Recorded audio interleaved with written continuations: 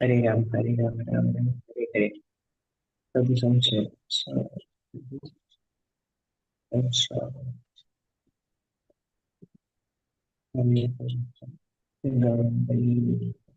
परमेश्वर के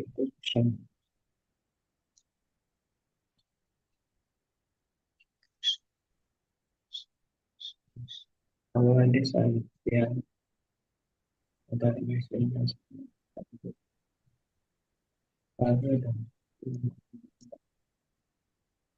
हरे कृष्णा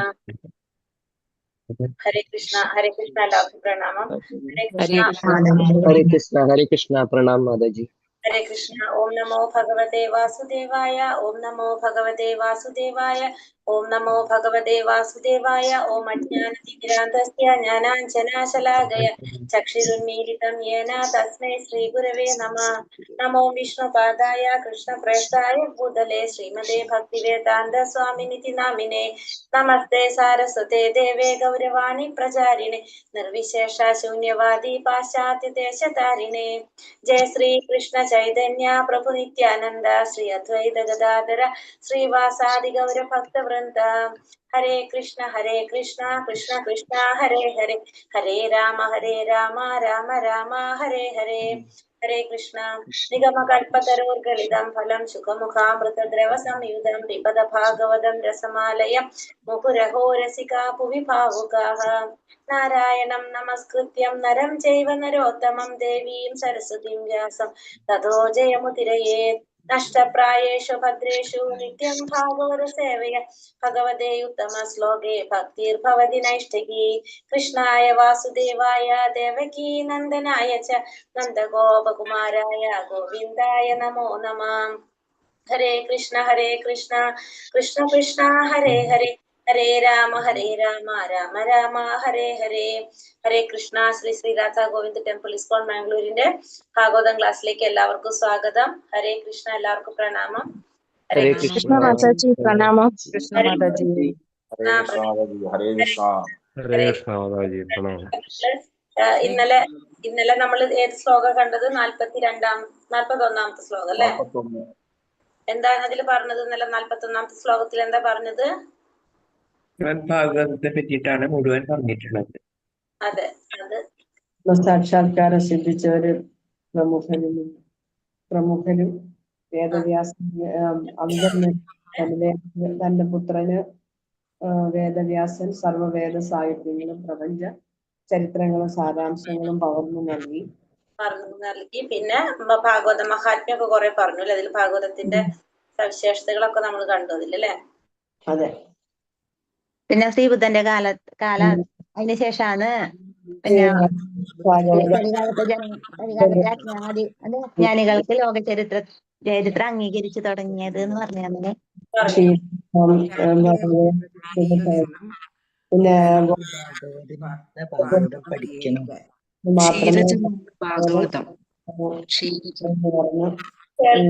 ഭഗവാന്റെ ഏക വിജ്ഞാനം സ്വരൂപമാണ് ഭാഗവതം.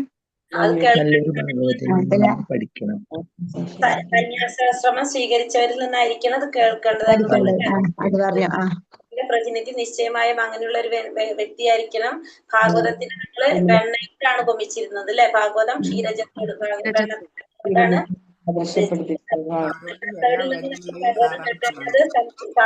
സർപ്പദംശമേറ്റ കച്ചവടം ചിന്തിക്കാതെ അറിയുന്നവനെ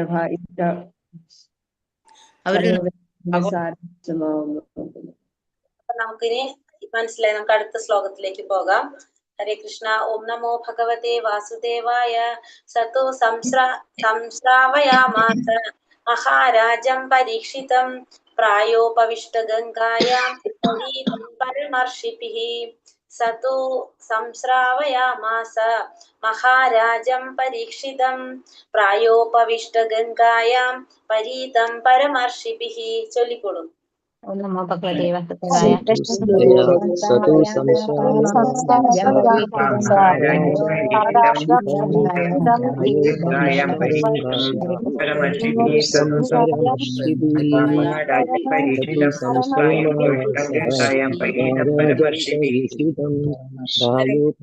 ഗംഗായാം പരീലം പരമശിഷിഭിഃ. ഹരേ കൃഷ്ണ. സ വ്യാസദേവസൂതൻ തു വീണ്ടും സംശ്രവായാം ആസ അവരെ ശ്രവിപ്പിച്ചു മഹാരാജം രാജാവിനെ പരീക്ഷിത് എന്ന നാമധേയമുള്ള പ്രായ ഉപവിഷ്ടം മരണം വരെ ഭക്ഷണീയ പാനീയം ഉപേക്ഷിച്ച് ഉപവിഷ്ടനായ ഗംഗായാം ഗംഗാ നദീ തീരത്ത് പരീതം വലയം ചെയ്യപ്പെട്ട് പരമ ഋഷിഭി മഹാ ഋഷിമാരാൽ വിവർത്തനം ഭാവാർത്ഥം ശ്രീല പ്രഭുപാദിക്ക് ജയ്. വിവർത്തനം: മൃത്യുവിനെ വരവേൽക്കാനായി ഭോജ്യപാനീയങ്ങൾ ഉപേക്ഷിച്ച് ഋഷിമാരാൽ വലയം ചെയ്യപ്പെട്ട് ഗംഗാതീരത്ത് ഉപവിഷ്ടനായ പരീക്ഷിത് മഹാരാജാവിനെ വ്യാസദേവ പുത്രനായ ശ്രീ ശുകദേവ ഗോസ്വാമി അദ്ദേഹത്തിന്റെ ഊഴമായപ്പോൾ ശ്രീമദ് ഭാഗവതം ഉപദേശിച്ചു. അപ്പം ഇവിടെ എന്താ പറയുന്നത്? പരീക്ഷിത് മഹാരാജാവ് മൃത്യുവിനെ വരവേൽക്കാനായിട്ട് ഭോജ്യപാനീയങ്ങളെല്ലാം ഉപേക്ഷിച്ച് ഒന്നും ഭക്ഷിക്കാതെ ഋഷിമാരാൽ വലയം ചെയ്യപ്പെട്ട് ഗംഗാതീരത്ത് ഉപവിഷ്ടനായ പരീക്ഷിത് മഹാരാജാവിനെ ശുകദേവ ഗോസ്വാമി എന്ത് ചെയ്യാണ്? ഭാഗവതം ഉപദേശിക്കുകയാണ് ഇവിടെ. ഭാവാർത്ഥം: ഗുരു ശിഷ്യ ശ്രേണിയിലൂടെ ഉചിതമായ രീതിയിലാകണം സർവ അതീന്ദ്രിയ സന്ദേശങ്ങൾ സ്വീകരിക്കേണ്ടത്. ഈ ഗുരു ശിഷ്യ ശ്രേണിയെ പരമ്പര എന്ന് വിളിക്കുന്നു. അപ്പൊ ഗുരുശിഷ്യ ശ്രേണിയിലൂടെ ഉചിതമായിട്ടുള്ള രീതിയിലായിരിക്കണം എന്ത് ചെയ്യേണ്ടത്? സർവ അതീന്ദ്രിയ ഉപദേശങ്ങള് അതീന്ദ്രിയമായിട്ടുള്ള ഈ സന്ദേശങ്ങള് സ്വീകരിക്കേണ്ടത് ഗുരുശിഷ്യ ശ്രേണിയിലൂടെ ആയിരിക്കണം. ആ ഗുരുശിഷ്യ ശ്രേണിയാണ് നമ്മൾ എന്ത് പറയുന്നത്? പരമ്പര എന്ന് പറയുന്നത്. ആകയാൽ ഭാഗവതം അഥവാ ഏതു വേദവിജ്ഞാനവും പരമ്പരാ സമ്പ്രദായത്തിലൂടെ സ്വീകരിക്കാത്ത പക്ഷം അത് നിർവ്യാജമാകുന്നു. അപ്പൊ അങ്ങനെ സ്വീകരിക്കാത്ത പക്ഷം അതെന്തായിട്ട് മാറാണത്? നിർവ്യാജമായിട്ടാണത് മാറുന്നത്. വ്യാസദേവൻ അതീന്ദ്രിയ സന്ദേശത്തെ ശ്രീ ശുകദേവ ഗോസ്വാമിക്ക് പകർന്നു നൽകി. ശ്രീ ശുകദേവ ഗോസ്വാമിയിൽ നിന്നും ഈ അതീന്ദ്രിയ സന്ദേശത്തെ സ്വീകരിച്ചു. വ്യാസദേവൻ ഈ സന്ദേശത്തെ ആർക്ക് കൈമാറി? ശുകദേവ ഗോസ്വാമിക്ക് കൈമാറി. കഴിഞ്ഞ ശ്ലോകത്തിൽ നമ്മൾ കണ്ടു അല്ലെ? ശുകദേവ ഗോസ്വാമിക്ക് പകർന്നു നൽകി. ശ്രീ സൂത ഗോസ്വാമി ശുകദേവ ഗോസ്വാമിയിൽ നിന്നും ഈ അതീന്ദ്രിയ സന്ദേശത്തെ സ്വീകരിച്ചു. അപ്പൊ അതിനുശേഷം ശുകദേവ ഗോസ്വാമിയിൽ നിന്നും ആരത് സ്വീകരിക്കുകയാണ്? സൂത ഗോസ്വാമി ശുകദേവ ഗോസ്വാമിയിൽ നിന്നും ഈ അതീന്ദ്രിയ സന്ദേശത്തെ സ്വീകരിച്ചു. അതെങ്ങനെയാണ് സ്വീകരിക്കുന്നത്? പരീക്ഷിത് മഹാരാജാവിന് പറഞ്ഞു കൊടുക്കുമ്പോ അവിടെ ആരും ഉണ്ടായിരുന്നു? സൂത ഗോസ്വാമിയും ഉണ്ടായിരുന്നു അല്ലെ? ആകയാൽ ഒരാൾ നിശ്ചയമായും ശ്രീമദ് ഭാഗവത സന്ദേശം സൂത ഗോസ്വാമിയിൽ നിന്നോ അല്ലെങ്കിൽ അദ്ദേഹത്തിന്റെ പ്രതിനിധിയിൽ നിന്നോ മാത്രമേ സ്വീകരിക്കാവൂ. അല്ലാതെ ഒരിക്കലും അപ്രകൃതനായ വ്യാഖ്യാതാവിൽ നിന്ന് സ്വീകരിക്കരുത്. അപ്പൊ അതുകൊണ്ട് തന്നെ സൂത ഗോസ്വാമിയിൽ നിന്ന് അദ്ദേഹത്തിന്റെ പ്രതിനിധികളിൽ നിന്നൊക്കെ ആയിരിക്കണം നമ്മൾ എന്ത് ചെയ്യേണ്ടത്? ഭാഗവതം സ്വീകരിക്കേണ്ടത്. അല്ലാത്ത വ്യാഖ്യാതാവിൽ നിന്ന് നമ്മൾ ഇത് സ്വീകരിക്കാനായിട്ട് പാടില്ല. നിശ്ചിത സമയത്ത് തന്റെ മരണത്തെ കുറിച്ചുള്ള അറിവ് ലഭിച്ചതിനാൽ ശ്രീ പരീക്ഷിത് മഹാരാജാവ് തൽക്ഷണം അദ്ദേഹത്തിന്റെ രാജ്യവും കുടുംബവും ഉപേക്ഷിക്കുകയും മരണം വരെ ഉപവാസം അനുഷ്ഠിക്കാൻ ഗംഗാതീരത്ത് ഉപവിഷ്ടനാവുകയും ചെയ്യുകയുണ്ടായി. അപ്പൊ തന്റെ മരണത്തെ കുറിച്ച് അറിവ് ലഭിച്ചത് കൊണ്ട് പരീക്ഷിത് മഹാരാജാവ് എന്താ ചെയ്തത്? തൽക്ഷണം തന്നെ അദ്ദേഹം രാജ്യം ഉപേക്ഷിച്ചു, കുടുംബം ഉപേക്ഷിച്ച് മരണം വരെ ഉപവാസം അനുഷ്ഠിക്കാനായിട്ട് ഗംഗാതീരത്ത് ഉപവിഷ്ടനായി. അദ്ദേഹത്തിന്റെ ആധിപത്യപരമായ പദവി ഹേതുവാകയാൽ ശ്രേഷ്ഠ ഋഷിവര്യന്മാർ, മഹാമുനിമാർ, ദാർശനികന്മാർ, സിദ്ധന്മാർ തുടങ്ങിയവർ അവിടെ ശ്രീ മഹാരാജ പരീക്ഷിത്ത് സമക്ഷം സമ്മേളിച്ചു. അത് മാത്രല്ല, അദ്ദേഹത്തിന്റെ കൂടെ ആരൊക്കെ ഉണ്ടായിരുന്നു? അദ്ദേഹത്തിന് ചുറ്റും മഹാമുനിമാര്, ദാർശനികന്മാര്, സിദ്ധന്മാര് ഇവരൊക്കെ അദ്ദേഹത്തിന്റെ കൂടെ ഉണ്ടായിരുന്നു. അദ്ദേഹത്തിന്റെ അടിയന്തിരമായ കർത്തവ്യത്തെ സംബന്ധിച്ച് നിരവധി ഉപദേശങ്ങൾ അവർ അദ്ദേഹത്തിന് നൽകുകയുണ്ടായി എന്നു മാത്രമല്ല, അദ്ദേഹം ശ്രീ ശുകദേവ ഗോസ്വാമിയിൽ നിന്നും ശ്രീകൃഷ്ണ ഭഗവാനെ സംബന്ധിച്ച വിഷയശ്രവണം നടത്തണമെന്ന് നിർണയിക്കുകയും ചെയ്തു. അപ്രകാരം ശ്രീമദ് ഭാഗവതം അദ്ദേഹത്തിന് ഉപദേശിച്ച് നൽകുകയുണ്ടായി. അപ്പൊ ഈ ഋഷിമാരൊക്കെ എന്താ ചെയ്തത്? അദ്ദേഹത്തിന്റെ അടിയന്തിരമായിട്ട് ചെയ്യേണ്ട കർത്തവ്യങ്ങളെ കുറിച്ച് അദ്ദേഹത്തിന് ഉപദേശങ്ങൾ നൽകി. മാത്രമല്ല, ശുകദേവ ഗോസ്വാമിയിൽ നിന്നും ശ്രീകൃഷ്ണ ഭഗവാനെ സംബന്ധിച്ചിട്ടുള്ള ആ വിഷയത്തിന്റെ ശ്രവണം നടത്തണമെന്ന് ഉപദേശിക്കുകയും ചെയ്തു. അപ്രകാരം അദ്ദേഹത്തിന് ശ്രീമദ് ഭാഗവതം അദ്ദേഹത്തിന് ശ്രീമദ് ഭാഗവതം ശ്രവണം നടത്താനായിട്ട് അദ്ദേഹത്തിന് ഉപദേശം നൽകി. നിരപേക്ഷ സത്യത്തിന്റെ നിർവ്യക്തിക സവിശേഷതയ്ക്ക് ഊന്നൽ നൽകുന്ന മായാവാദ ദർശനത്തിന്റെ പ്രഭാഷകനായ ശ്രീപാദ ശങ്കരാചാര്യർ വാദപ്രതിവാദത്തിലൂടെ യാതൊരു നേട്ടവുമില്ലെന്ന് മനസ്സിലാക്കുകയാൽ ഒരാൾ നിശ്ചയമായും ശ്രീകൃഷ്ണ ഭഗവാനെ അഭയം പ്രാപിക്കണമെന്ന് ശുപാർശ ചെയ്യുന്നു. വർണ്ണശബളവും വ്യാകരണ ഗംഭീരവുമായ വാക് സാമർഥ്യത്തോടെ ചെയ്ത പ്രഭാഷണങ്ങളൊക്കെയും മരണമാസന്നമാകുമ്പോൾ ഒരാളെ ഒരു തരത്തിലും സഹായിക്കുകയില്ലെന്ന് ശ്രീപാദ ശങ്കരാചാര്യർ പരോക്ഷമായി അംഗീകരിക്കുന്നു. മരണമാസന്നമാകുന്ന ആ ഉത്കണ്ഠാകുലമായ അവസാന നിമിഷങ്ങളിൽ ഒരാൾ നിശ്ചയമായും നാരായണ നാമം ജപിക്കണമെന്ന് ശ്രീ ശുകദേവ ഗോസ്വാമി വളരെ പണ്ട് തന്നെ പ്രസ്താവിച്ചിട്ടുണ്ട്. സമസ്ത ആത്മീയ പ്രവർത്തനങ്ങളുടെയും അന്തസത്തയാണിത്. ഇവിടെ എന്താ പറഞ്ഞത്? നിരപേക്ഷ സത്യത്തിന്റെ നിർവ്യക്തിക സവിശേഷതയ്ക്ക് ഊന്നൽ നൽകുന്ന മായാവാദ ദർശനത്തിന്റെ പരിഭാഷകനായിട്ടുള്ള ആരാണ്? ശ്രീപാദ ശങ്കരാചാര്യർ. വാദപ്രതിവാദത്തിലൂടെ യാതൊരു നേട്ടമില്ലെന്ന് മനസ്സിലാക്കുകയാൽ ശ്രീപാദ ശങ്കരാചാര്യർക്ക് മനസ്സിലാവാണല്ലേ, വാദപ്രതിവാദത്തിലൂടെ യാതൊരു നേട്ടമില്ലെന്ന് മനസ്സിലാക്കുന്നതുകൊണ്ട് ഒരാൾ നിശ്ചയമായും ശ്രീകൃഷ്ണ ഭഗവാനെ അഭയം പ്രാപിക്കണമെന്ന് ശുപാർശ ചെയ്യുന്നു. അപ്പൊ അദ്ദേഹം എന്ത് പറഞ്ഞു? ശ്രീകൃഷ്ണ ഭഗവാനെ ശരണം പ്രാപിക്കണം, അഭയം പ്രാപിക്കണം എന്നായ അദ്ദേഹവും ശങ്കരാചാര്യരും ശുപാർശ ചെയ്യുന്നു. വർണ്ണശബളവും വ്യാകാര ഗംഭീരവുമായ വാക് സാമർഥ്യത്തോടെ ചെയ്ത പ്രഭാഷണങ്ങളൊക്കെയും മരണമാസന്നമാകുമ്പോൾ ഒരാളെ ഒരു തരത്തിലും സഹായിക്കുകയില്ലെന്ന് ശ്രീപാദ ശങ്കരാചാര്യർ പരോക്ഷമായി അംഗീകരിക്കുന്നു. അദ്ദേഹം എന്തുകൂടി അംഗീകരിക്കുകയാണ് പരോക്ഷമായിട്ട്? നമ്മൾ വർണ്ണശബളവും വ്യാകരണ ഗംഭീരവുമായ വാക് സാമർഥ്യത്തോടെ ചെയ്ത പ്രഭാഷണങ്ങളൊക്കെയും മരണം ആസന്നമാകുമ്പോൾ ഒരു തരത്തിലും നമ്മളെ സഹായിക്കില്ല എന്നുള്ളത് ശ്രീപാദ ശങ്കരാചാര്യർ പരോക്ഷമായിട്ട് അംഗീകരിക്കുന്നു. മരണമാസന്നമാകുന്ന ആ ഉത്കണ്ഠാകുലമായ അവസാന നിമിഷങ്ങളിൽ ഒരാൾ നിശ്ചയമായും നാരായണ നാമം ജപിക്കണമെന്ന് ശ്രീ ശുകദേവ ഗോസ്വാമി വളരെ പണ്ട് തന്നെ പ്രസ്താവിച്ചിട്ടുണ്ട്. അപ്പൊ മരണമാസന്നമാകുന്ന സമയം, ആ നിമിഷങ്ങളിൽ, അവസാന നിമിഷങ്ങളില് നാരായണന്റെ നാമം ജപിക്കണമെന്ന് ശുകദേവ ഗോസ്വാമി വളരെ പണ്ട് തന്നെ പ്രസ്താവിച്ചിട്ടുണ്ട്. നമ്മള് ഈശോപനിഷത്ത് പഠിച്ചവർ ഇതിലുണ്ട് അല്ലെ. ഈശോപനിഷത്തില് ലാസ്റ്റ് 2 മന്ത്രങ്ങൾ എന്താ പറയുന്നത്? ലാസ്റ്റത്തെ 2 മന്ത്രത്തിൽ എന്താ പറയുന്നത്? പ്രാർത്ഥനകളാണ് അല്ലെ. സ്വയംഭൂ മനു നടത്തുന്ന പ്രാർത്ഥനകളാണ് യജ്ഞാവതാരത്തിന്റെ അടുത്ത് ഭഗവാന്റെ. എന്താണ് പ്രാർത്ഥിക്കുന്നത്? മരണസമയത്ത് ഞാൻ ചെയ്തതെല്ലാം അല്ലെ കാര്യങ്ങളൊക്കെ ഓർക്കണം എന്നാണ് പ്രാർത്ഥിക്കുന്നത്. നമ്മൾ എന്തെങ്കിലും ചെയ്താലല്ല ഭഗവാനോട് നമുക്കത് പ്രാർത്ഥിക്കാൻ സാധിക്കും. അതാണ് ശങ്കരാചാര്യ ഇവിടെ പറഞ്ഞത്. എന്താണ്? വാക് സാമർഥ്യത്തോടെ ചെയ്ത പ്രഭാഷണങ്ങളൊക്കെയും വ്യാകരണ ഗംഭീരമായ വാക് സാമർഥ്യത്തോടെ ചെയ്ത പ്രഭാഷണങ്ങളൊക്കെയും മരണമാസന്നമാകുമ്പോൾ ഒരാളെ ഒരു തരത്തിലും സഹായിക്കുകയില്ല. ഇത്തരത്തിലും നമ്മൾ ചെയ്ത പ്രഭാഷണോ ഈ പറഞ്ഞ ഇതൊന്നും നമുക്ക് എന്തുണ്ടാവില്ല. ആ സമയത്ത് നമുക്ക് യാതൊരു സഹായം ഉണ്ടാവില്ല. നമ്മള് ഭഗവാന് വേണ്ടി എന്തെങ്കിലും ചെയ്താൽ മാത്രമേ നമുക്ക് അത് ഓർക്കാൻ ഭഗവാനോട് പറയാൻ സാധിക്കുള്ളൂ അല്ലെ. അതാണ് നമ്മൾ അതിൽ പഠിക്കുന്ന ലാസ്റ്റത്തെ 2 മന്ത്രത്തിൽ പറയുന്നത്.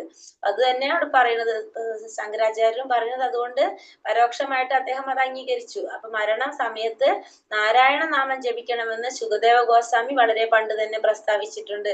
സമസ്ത ആത്മീയ പ്രവർത്തനങ്ങളുടെയും അന്തസത്തയാണിത്. ഈ ശാശ്വത സത്യത്തെ അനുധാവനം ചെയ്യുകയാൽ പരമപ്രാപ്തനായ ശ്രീ ശുകദേവ ഗോസ്വാമി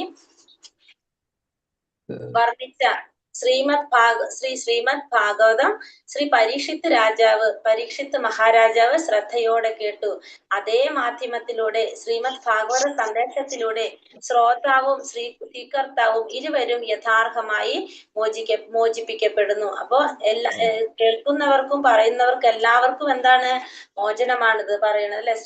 എന്താ പറഞ്ഞ? പരമപ്രാപ്തനായ ഈ ശാശ്വത സത്യത്തെ അനുധാവനം ചെയ്യുകയാൽ പരമപ്രാപ്തനായ ശ്രീ ശുകദേവ ഗോസ്വാമി വർണ്ണിച്ച ശ്രീമദ് ഭാഗവതം പരീക്ഷിത്ത് മഹാരാജാവ് ശ്രദ്ധയോടെ കേട്ടു. അതേ മാധ്യമത്തിലൂടെ തന്നെ ആ ഭാഗവത സന്ദേശത്തിലൂടെ ശ്രോതാവും സ്വീകർത്താവും ഇരുവരും യഥാർത്ഥമായി മോചിപ്പിക്കപ്പെടാണ് ചെയ്യുന്നത്. ഹരേ കൃഷ്ണ. അടുത്ത ശ്ലോകം. ഓം നമോ ഭഗവതേ വാസുദേവായ കൃഷ്ണായ സുധാമോപകതേ ധർമ്മജ്ഞാനാധിഭീ സഹ കലോ നഷ്ടദൃശാമേഷ പുരാണാർക്കോധുനോദിതഃ. കൃഷ്ണേ സ്വധാമോപകതേ ധർമ്മജ്ഞാനാധിഭീ സഹ കലോ നഷ്ടദൃശാമേഷ പുരാണാർക്കോധുനോദിതഃ. ഹരേ കൃഷ്ണ ചൊല്ലി. കൃഷ്ണേ സ്വധാമ ഹരേ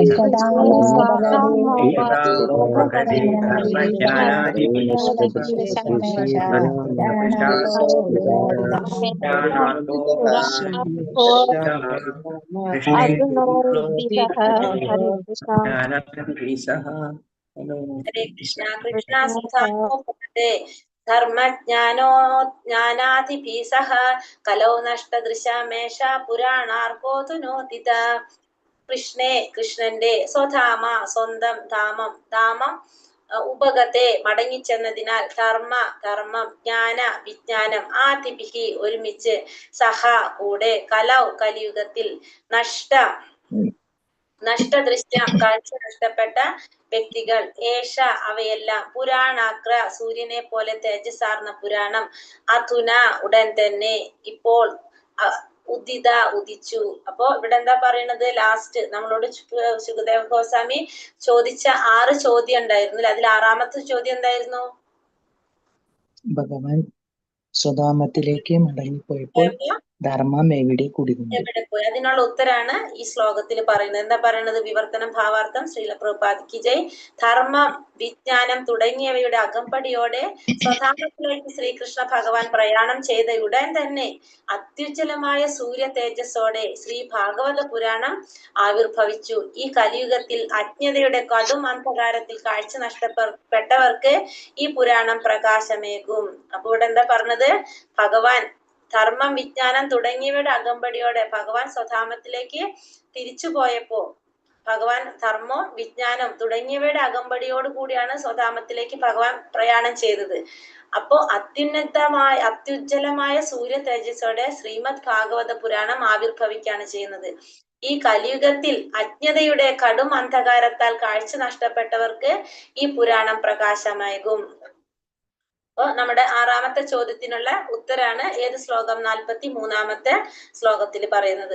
ഭാവാർത്ഥം: ശ്രീകൃഷ്ണ ഭഗവാന് സ്വധാമം അഥവാ വാസസ്ഥലമുണ്ട്. അവിടെ അദ്ദേഹം ശാശ്വത സഹചാരികളോടും അദ്ദേഹത്തിന്റെ പരിച്ഛദങ്ങളോടും കൂടി നിത്യമായി സ്വയം ആനന്ദിക്കുന്നു. ഭഗവാന്റെ ആന്തരിക ശക്തിയുടെ ആവിഷ്കാരമാണ് അദ്ദേഹത്തിന്റെ ശാശ്വതധാമം. ഭൗതിക ലോകം ഭഗവാന്റെ ബാഹ്യശക്തിയുടെ ആവിഷ്കാരമാണ്. എപ്പോൾ ഭഗവാൻ ഭൗതിക ലോകത്തിൽ ആരോഹണം ചെയ്ത് അവതരിക്കുന്നുവോ അപ്പോൾ ആത്മമായ എന്ന് വിശേഷിപ്പിക്കുന്ന ആന്തരിക ശക്തിയുടെ അഖില പരിച്ഛദങ്ങളോടും കൂടി ഭഗവാൻ സ്വയം പ്രശോഭിക്കുന്നു. അപ്പൊ ഭഗവാന് സ്വധാമം, ഭഗവാന്റെ ധാമം അല്ലെങ്കിൽ ഒരു വാസസ്ഥാനമുണ്ട്. അവിടെ എങ്ങനെയാണ്? അദ്ദേഹം ശാശ്വത സഹചാരികളോടും അദ്ദേഹത്തിന്റെ പരിച്ഛദങ്ങളോടും കൂടി നിത്യമായി സ്വയം ആനന്ദിക്കുകയാണ് ഭഗവാൻ അവിടെ, ഭഗവാന്റെ ഗോലോക വൃന്ദാവനത്തിൽ. ഭഗവാന്റെ ആന്തരിക ശക്തിയുടെ ആവിഷ്കാരമാണ് അദ്ദേഹത്തിന്റെ ശാശ്വതമായിട്ടുള്ള ധാമം. ഭൗതിക ലോകം ഭഗവാന്റെ ബാഹ്യശക്തിയുടെ ആവിഷ്കാരം. എപ്പോൾ ഭഗവാൻ ഭൗതിക ലോകത്തിൽ ആരോഹണം ചെയ്ത് അവതരിക്കുന്നുവോ അപ്പോൾ ആത്മമായ എന്ന് വിശേഷിപ്പിക്കുന്ന ഭഗവാന്റെ ആന്തരിക ശക്തിയുടെ അഖില പരിച്ഛദങ്ങളോടും കൂടി ഭഗവാൻ സ്വയം പ്രശോഭിക്കുന്നു. അപ്പം എപ്പോഴാണ് ഭഗവാൻ ഭൗതിക ലോകത്തിൽ അവതരിക്കുന്നത്? അപ്പൊ എന്താണ്? ഭഗവാന്റെ ആന്തരിക ശക്തിയുടെ അഖില പരിച്ഛദങ്ങളോടും കൂടിയിട്ട് ഭഗവാൻ ഇവിടെ വരാണ് ചെയ്യുന്നത് അല്ലെ. ഭഗവാൻ വരുമ്പോ എപ്പോഴും നമ്മൾ പറഞ്ഞില്ലേ, ഭഗവാന്റെ കൂടെ ആരുണ്ടാവും? ഭഗവാന്റെ എല്ലാ എന്താ പറയാ സഹചാരികൾ എല്ലാവരും കൂടിയായിട്ടും വരുന്നത്. സ്വശക്തി അഥവാ തന്റെ ആത്മമായയാൽ അവരോഹണം ചെയ്ത് സ്വയം അവതരിക്കുമെന്ന് ഭഗവത്ഗീതയിൽ ഭഗവാൻ അരുളി ചെയ്യുന്നു. അപ്പൊ ഇവിടെ ഭഗവാൻ സ്വശക്തി അഥവാ തന്റെ ആത്മമായാൽ അവരോഹണം ചെയ്ത് സ്വയം അവതരിക്കുന്നുവെന്ന് ഭഗവത്ഗീതയിൽ ഭഗവാൻ അരുളി ചെയ്യുന്നു. ആകയാൽ ഭഗവാന്റെ നാമം, രൂപം, യശസ്, പരിച്ഛദങ്ങൾ തുടങ്ങിയവെല്ലാം ദ്രവ്യത്തിന്റെ സൃഷ്ടിയല്ല. എല്ലാതും എങ്ങനെയാണ്? ഭഗവാനെ പോലെ തന്നെ അതീന്ദ്രിയമായിട്ടുള്ളതാണ്. ഭഗവാനാൽ നേരിട്ട് വിളംബരം ചെയ്യപ്പെട്ട ധർമ്മ സംഹിതകളെ ആർക്കും പുനഃസ്ഥാപിക്കാൻ കഴിയുകയില്ല. ഭഗവാനാൽ നേരിട്ട് വിളംബരം ചെയ്യപ്പെട്ട ആ ധർമ്മ സംഹിതകളൊന്നും ആർക്കും പുനഃസ്ഥാപിക്കാനും കഴിയില്ല. ധർമ്മ സംഹിതകളെ ആജ്ഞാപിക്കാൻ ഭഗവാനോ അല്ലെങ്കിൽ ഭഗവാനോ അല്ല അധികാരപ്പെടുത്തപ്പെട്ട യോഗ്യരായ വ്യക്തികൾക്കോ മാത്രമേ കഴിയുള്ളൂ. അപ്പൊ ഈ ധർമ്മ സംഹിതകളെ ആജ്ഞാപിക്കാനായിട്ട് ആർക്ക് മാത്രമേ സാധിക്കുള്ളൂ? ഒന്നുകിൽ ഭഗവാന് അല്ലെങ്കിൽ ഭഗവാനാൽ അധികാരപ്പെടുത്തപ്പെട്ട യോഗ്യരായ വ്യക്തികൾക്ക് മാത്രമേ കഴിയുന്നുള്ളൂ. ഭഗവാനെ അറിയുക, ഭഗവാനുമായുള്ള നമ്മുടെ ബന്ധത്തെ കുറിച്ച് അറിയുക, ഭഗവാനുമായി ബന്ധപ്പെട്ട നമ്മുടെ കർത്തവ്യം എന്തെന്നറിയുക, ഈ ഭൗതിക ശരീരം ഉപേക്ഷിച്ച ശേഷം പരമമായ നമ്മുടെ പ്രാപ്യസ്ഥാനം എന്തെന്നറിയുക എന്നിവയൊക്കെയാണ് യഥാർത്ഥ ധർമ്മം. അപ്പൊ നമ്മുടെ യഥാർത്ഥ ധർമ്മം എന്ന് പറയുന്നതാണ് സവൈ പുംസോ പരോധർമ്മ യഥോ ഭക്തി രഥോക്ഷജ അല്ലെ, അഹൈത്വക്കി അപ്രതീഹത ഈ ആത്മാ സുപ്രസീത നമ്മൾ പറഞ്ഞു. അപ്പൊ എന്താണ് ഭഗവാന്റെ സേവനാണെന്ന് പറയാം. അതായത് ഭഗവാനെ അറിയാം, ഭഗവാനുമായുള്ള നമ്മുടെ ബന്ധത്തെ കുറിച്ച് അറിയുക, ഭഗവാനുമായി ബന്ധപ്പെട്ട നമ്മുടെ കർത്തവ്യത്തെ കുറിച്ച് അറിയുക, നമ്മുടെ ഈ ഭൗതിക ശരീരം ഉപേക്ഷിച്ച ശേഷം പരമമായ നമ്മുടെ പ്രാപ്യസ്ഥാനം എന്തെന്ന് മനസ്സിലാക്കുക.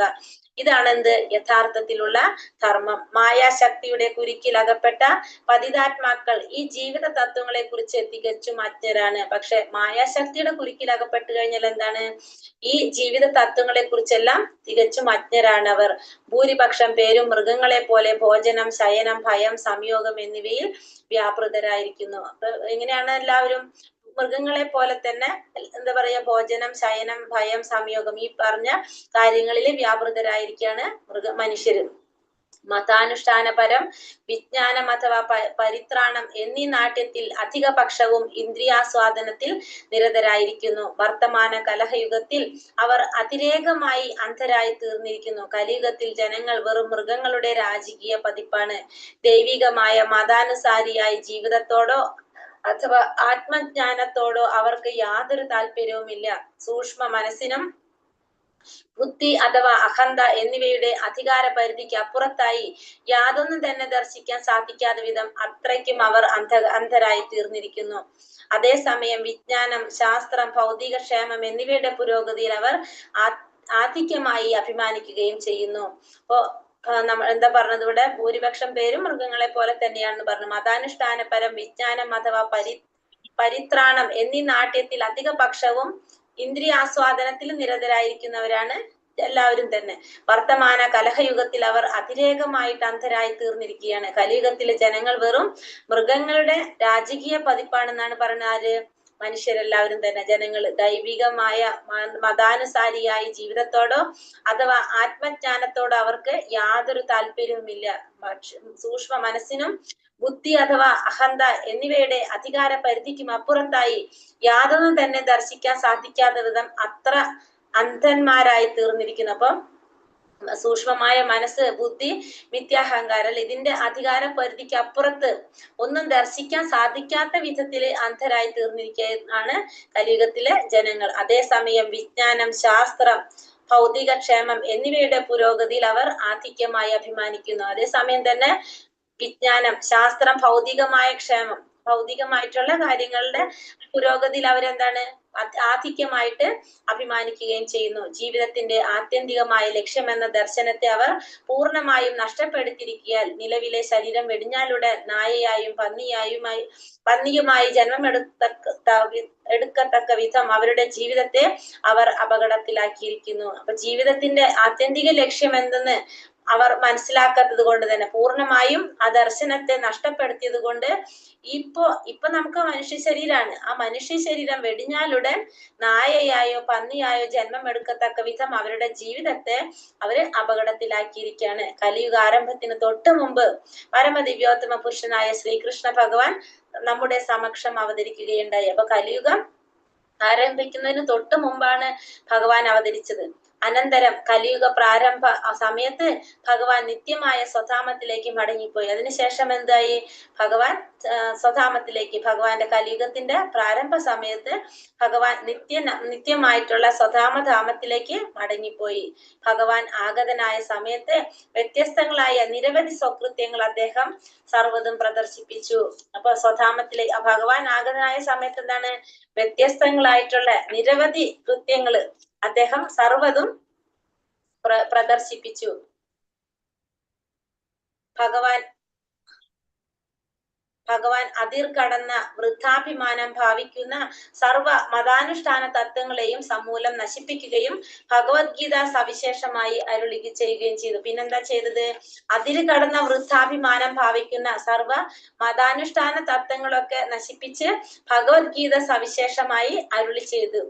അനന്തരം ഭൗതിക ലോകത്തിൽ നിന്നും പ്രയാണം ചെയ്യുന്നതിന് മുമ്പ് ശ്രീമദ് ഭാഗവത സന്ദേശങ്ങളെ രചിക്കുവാനായി ശ്രീ വ്യാസദേവനെ നാരദൻ മുഖാന്തിരം അധികാരപ്പെടുത്തി. അതിനുശേഷം സ്വധാമത്തിലേക്ക് തിരിച്ചു പോകുന്നതിന് മുൻപ് അദ്ദേഹം എന്തുകൂടി ചെയ്തു? ഭാഗവത സന്ദേശങ്ങൾ രചിക്കാൻ വേണ്ടിയിട്ട് വ്യാസദേവനെ നാരദൻ മുഖാന്തിരം അധികാരപ്പെടുത്തി. ആകയാൽ രണ്ടും ശ്രീമദ് ഭാഗവതവും ഭഗവത്ഗീതയും ഈ യുഗത്തിലെ അന്തർക്ക് വഴികാട്ടിയാകുന്നു. മറ്റൊരു വിധത്തിൽ പറയുകയാണെങ്കിൽ ഈ കലിയുഗത്തിൽ ജീവിതത്തിന്റെ യഥാർത്ഥ പ്രകാശം ദർശിക്കുവാൻ ആഗ്രഹിക്കുന്ന വ്യക്തികൾ വഴികാട്ടിയായി ഈ ഇരു ഗ്രന്ഥങ്ങളെയും നിശ്ചയമായും സ്വീകരിക്കണം. എങ്കിൽ മാത്രമേ അവരുടെ ജീവിത ലക്ഷ്യം പരിപൂരിതമാകൂ. അപ്പോ വ്യാസദേവന് ഭാഗവതം രചിക്കാനായിട്ട് ആര് മുഖാന്തിരം? നാരദ മഹർഷി മുഖാന്തിരം അധികാരപ്പെടുത്തി. ശ്രീമദ് ഭാഗവതവും ഭഗവത്ഗീതവും എങ്ങനെയാണ്? ഈ യുഗത്തിലെ അന്ധർക്ക് വഴികാട്ടിയാണ്. എല്ലാവരും അന്ധന്മാരാണല്ലോ കലിയുഗത്തില്. അന്ധന്മാർക്ക് വഴികാട്ടിയാണ് ശ്രീമദ് ഭാഗവതവും ഭഗവത്ഗീതയും. മറ്റൊരു വിധത്തിൽ പറയുകയാണെങ്കിൽ ഈ കലിയുഗത്തിൽ ജീവിതത്തിന്റെ യഥാർത്ഥ പ്രകാശം ദർശിക്കുവാൻ ആഗ്രഹിക്കുന്ന വ്യക്തികൾ വഴികാട്ടിയായി ഈ ഇരു ഗ്രന്ഥങ്ങളും നിശ്ചയമായിട്ടും സ്വീകരിക്കേണ്ടതാണ്. അപ്പൊ കലിയുഗത്തിൽ എല്ലാ ജനങ്ങളും എന്ത് വേണം? ആ യഥാർത്ഥ പ്രകാശം ദർശിക്കാൻ ഈ രണ്ട് ഗ്രന്ഥങ്ങളും സ്വീകരിക്കേണ്ടത് അത്യാവശ്യമാണ്. എങ്കിൽ മാത്രമേ അവരുടെ ജീവിത ലക്ഷ്യം പരിപൂരിതമാകൂ. ഭാഗവതത്തിന്റെ പ്രാരംഭാധ്യായനം ഭഗവത്ഗീതയാണ്. ശ്രീകൃഷ്ണ ഭഗവാന്റെ ആകാരം പൂണ്ട ശ്രീമദ് ഭാഗവതം ജീവിതത്തിന്റെ പരമകോടിയാകുന്നു. ആകയാൽ ശ്രീമദ് ഭാഗവതത്തെ പ്രത്യക്ഷ പ്രതിനിധിയായി നാം നിശ്ചയമായും അംഗീകരിക്കണം. ശ്രീമദ് ഭാഗവതത്തെ ദർശിക്കാൻ സാധ്യമാകുന്ന ഒരാൾ ശ്രീകൃഷ്ണ ഭഗവാനെ വ്യക്തി രൂപത്തിൽ ദർശിക്കുന്നു. അവ അഭിന്നങ്ങളാകുന്നു. അപ്പൊ ശ്രീമദ് ഭാഗവതത്തിന്റെ പ്രാരംഭാധ്യായനം എന്താണ്? ഭഗവത്ഗീതയാണ് ആദ്യം നമ്മൾ മനസ്സിലാക്കേണ്ടത്. അതിനുശേഷമായിരിക്കണം ഭാഗവതത്തിലേക്ക് കടക്കുന്നത്. ശ്രീകൃഷ്ണ ഭഗവാന്റെ ആകാരം പൂണ്ട ശ്രീമദ് ഭാഗവതം ജീവിതത്തിന്റെ പരമ കോടിയാണെന്ന് പറയാണ്. ആകയാൽ ശ്രീമദ് ഭാഗവതത്തെ പ്രത്യക്ഷ പ്രതിനിധിയായി നാം നിശ്ചയമായും അംഗീകരിക്കണം. അതുകൊണ്ട് തന്നെ ശ്രീമദ് ഭാഗവതത്തെ ഭഗവാന്റെ പ്രത്യക്ഷത്തിലുള്ള പ്രതിനിധിയായിട്ട് നമ്മൾ നിശ്ചയമായിട്ടും അംഗീകരിക്കേണ്ടതാണ്. മാത്രമല്ല ശ്രീമദ് ഭാഗവതത്തെ ദർശിക്കാൻ സാധിക്കുന്ന ഒരാൾ ശ്രീകൃഷ്ണ ഭഗവാനെ വ്യക്തി രൂപത്തിൽ ദർശിക്കാനായിട്ട് സാധിക്കും. അപ്പൊ ഭാഗവതത്തെ ദർശിക്കാന്ന് പറഞ്ഞ ഭഗവാനെ വ്യക്തി രൂപത്തിൽ ദർശിക്കാന്നാണ് അത് അർത്ഥമാക്കുന്നത്. അതായത് ഭാഗവതം വായിക്കുക, ദർശിക്കാന്ന് വെച്ചാൽ ഭാഗവതം നമ്മൾ വായിക്കുക അല്ലെങ്കിൽ ഭാഗവതത്തിന്റെ ശ്രവണം അത് നടത്തുകയാണെങ്കിൽ ഭഗവാനെ നമ്മൾ വ്യക്തി രൂപത്തിൽ ദർശിക്കുകയാണ് ചെയ്യുന്നത്. ഇത് രണ്ടും അഭിന്നങ്ങളാകുന്നു. ഇത് രണ്ടും എന്താണ്? ഒരേപോലെ തന്നെയാണെന്ന് പറയാണ്. ഹരേ കൃഷ്ണ. ഇതും കൂടി എടുക്കാൻ പറ്റുമോ? എടുക്കാല്ലോ, ഇത് കഴിഞ്ഞു. അതുകൊണ്ട് ഇത് ഹരേ കൃഷ്ണ. ഓം നമോ ഭഗവതേ വാസുദേവായ. തത്ര കീർത്തയതോ വിപ്രശേ ഭൂരി തേജസഃ അഹം ചാധിഗമം തത്ര നിവിഷ്ടാസ്തദനുഗ്രഹാൽ സോഹം വാ ശ്രാവയിഷ്യാമി യഥാതീതം യഥാമതി. ഹരേ കൃഷ്ണ. ചൊല്ലിക്കോളൂ.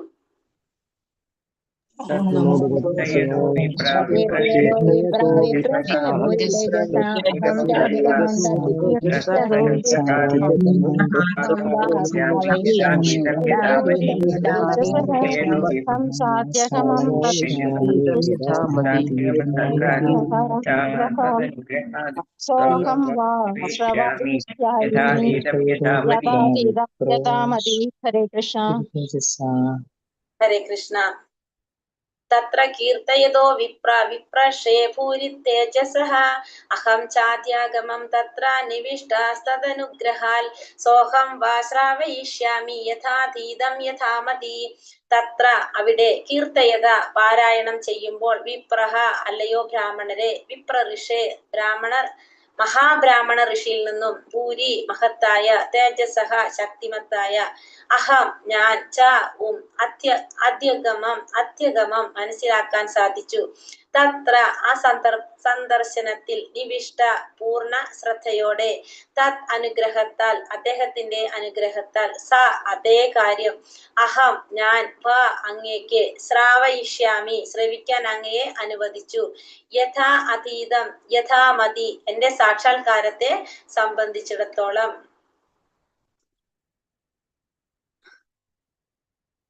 വിവർത്തനം ഭാവാർത്ഥം. ശ്രീല പ്രഭുപാദ് കി ജയ്.